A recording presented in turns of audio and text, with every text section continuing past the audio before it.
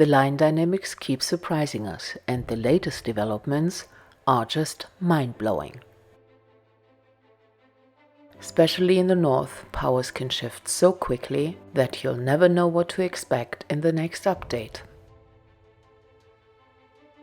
The Plainscamp males who looked like they have taken over a portion of the Nkuhuma pride were seen way less in the north and shifted their attention to their prides in the west. The lack of their presence was exploited not only by the Blackdam male, but various other visitors who may have sensed a shift in power. It all started with Mohawk leaving the north and his newfound friend, the Blackdam male, to reunite with his sons he had left in June. He steadily made his way south and eventually arrived in Kruger in perfect condition to link up with his sons. It didn't take him long until he found them, which shows us in uncertain terms that their GPS capabilities are just mind-blowing.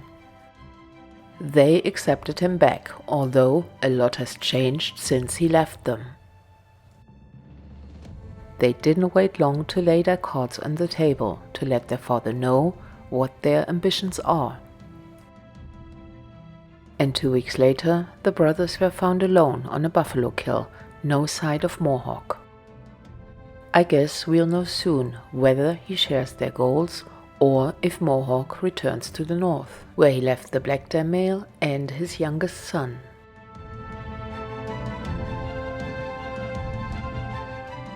While Mohawk was away, the Nkuhumas went on with their business, and the Blackdam male tagging along. Compared to August, his condition has improved tremendously, and his limp was almost gone. Surely the Nkuhumas gave him a much-needed break, but nevertheless another twist was lurking around the corner. The Mantemahle males, who spent most of their time in Kruger, had a much stronger presence in the north compared to previous months. Right now their intentions are not clear. Were they just following the buffalo, or are they preparing to expand their territory? The lack of dominant males surely leaves the door wide open, and they are not the only ones. The Kambula males also came back to reclaim the area. They continued mating with the Mbali lionesses and thereby ousted the Kruger male. And by mid-September, we had another surprise in store. The Southern Avoca male, who had lost his brother last year, partnered up with the Kruger male just to shake it up a bit. Even though the Kruger male showed some kind of dominant behavior, it looks like that the two males who are of similar age are getting along well.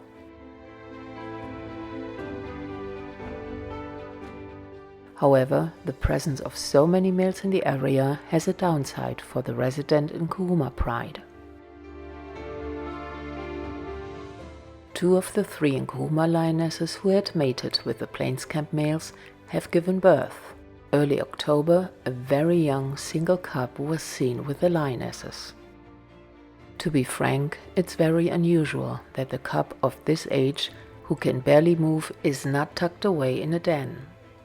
The mother is one of Amber's daughters, and it may be due to her inexperience that she brought the little one to the pride, even so when the Blackdam male was present. Back in 2017, her mother Amber Eyes also introduced a very young cub to the pride. It was her first litter, and she did little to protect him from the older cubs who saw him as a play toy. Sometimes such incidents happen, even though they are extremely rare. In the harsh wilderness, sadly, these cubs have little to no chance of survival, and we can't say for sure if they were sick to begin with. Under the given circumstances, this cub will most likely share the same fate, and to be honest, the cub hasn't been seen since early October. While the pride was seen with 7 of its members many times throughout September, 1 lioness is still not accounted for and suspected to be denning. Furthermore, the mating activities ramped up a bit.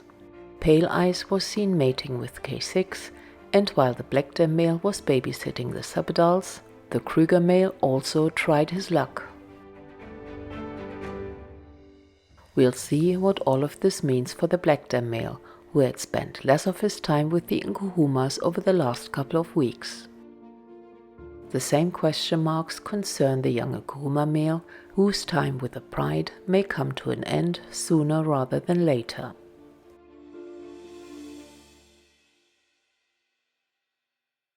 Tyelele kept a low profile and was only seen a few times over the last couple of months.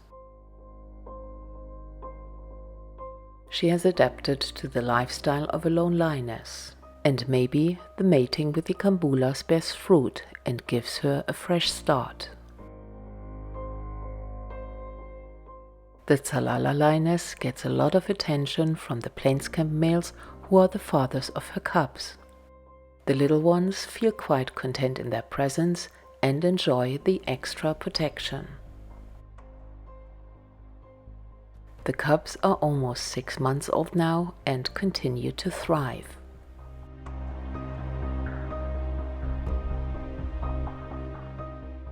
She's an amazing first-time mother, and with the Plainscamp males standing by her side, she has a much better chance of succeeding.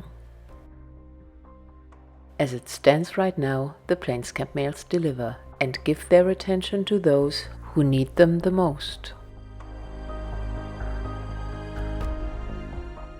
The Othawa lionesses made only a few appearances over the last couple of weeks. One of the sisters already mated with the Plainscamp males, and maybe the other will follow soon. If they were to give birth to the next generation of Othawa cubs, we surely can hope that the fathers will show the same level of responsibility. Good news also reaches from the Ximunghwe pride, with the older lioness going back into estrus.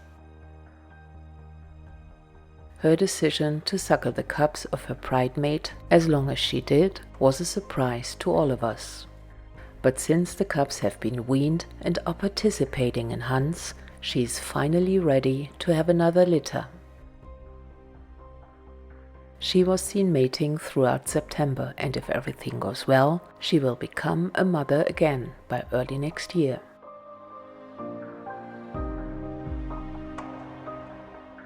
The oldest offspring of the Plainscamp males are the Nkuhuma breakaway youngsters, who have lost their mother earlier this year. Their hunting technique is getting close to perfection, bringing down large antelopes like kudu, and as reported in August, they even don't shy away from buffalo. The biggest threat to them are other lions, and that was proven true when they got chased in September by the Mhangeni pride. Fortunately for them, they got away and no harm was done. As of late, the Mhangeni pride showed remarkable success in hunting buffalo, which resulted for all pride members being in top condition. Especially the youngest, cub number 10, is looking healthy and strong. Tumbela surely has done his part, and despite being injured, he played a role to keep the success rate going, and cub number 10 obviously had formed a special bond with him. Towards the end of September, Tumbela spent some time on his own, and apart from stealing kills, he even was found on a buffalo kill shortly after. The Ntsevu pride, who suffers from a very aggressive outbreak of mange, mostly affected their cubs. While the older ones having a stronger immune system and having at least a chance to survive it, the little ones sadly did not. Early August they still looked healthy, but it was just a matter of time until they would also get infected. The older cubs were already in dire condition, and the outbreak kept getting worse in the midst of winter. The outcome was predictable. Being social cats, it's almost impossible to stop the disease from spreading. Mid-September, their mother was calling for them, but she never got a reply. The older cubs are still fighting the disease, but latest reports indicate that their condition did fairly improve by the end of September, so let's hope they all gonna make it. The Ntsevu pride also enjoyed a large giraffe kill, which later got stolen by their relatives from the Kambula pride.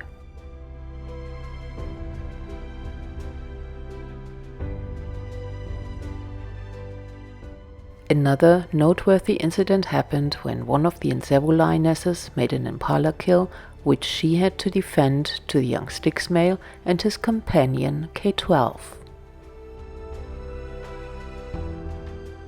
These two are being now together for almost 3 months, and their relationship has developed into something more than just being a hunting unit. K12, who finally said goodbye to her brothers, started mating with her new friend. On a side note, they are operating in her mother's and his father's territory. The Kambula pride with 13 subadults sometimes need to leave their core territory to follow the buffalo herds.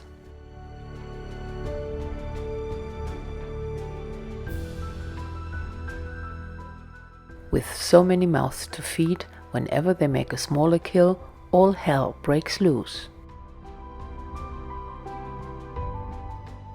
And especially the 3 youngest have to fight hard to get their share. It still may take a while, but eventually the day will come when they break up in smaller groups to increase their chance of survival. So far, the Nzengas have done a great job to protect their territory, but still, they get frequent trespassers on their land. Amongst them are their dominant neighbors, the Gijima, Nkhulu and Plainscamp males. But there are also invaders who for the most part remain undetected, like the Nkuhuma and Talamati male. These two are now together for almost 4 months, which is the longest time for the Nkuhuma male since his coalition partner Nena got fatally injured by the Plainscamp males. They move all over Sabi Sand wherever the buffalo herds lead them. For now they seem content with their life since they haven't challenged any of the dominant males in the area. We don't know what the future holds for them, but right now they play the long game. In the south, the Gijima males are holding strong. After they have invaded Nkhulu territory multiple times, they took it down a notch when their neighbors showed up on their doorstep in August. Besides, they got 10 cubs with the Msutlu pride, 7 cubs with the Southern pride, and they may have sired at least 2 litters with the Styx pride. The total number of Styx cubs is not confirmed yet, but there are at least 3 of them who have been introduced to the pride, and the Gijimas show their best behavior around them.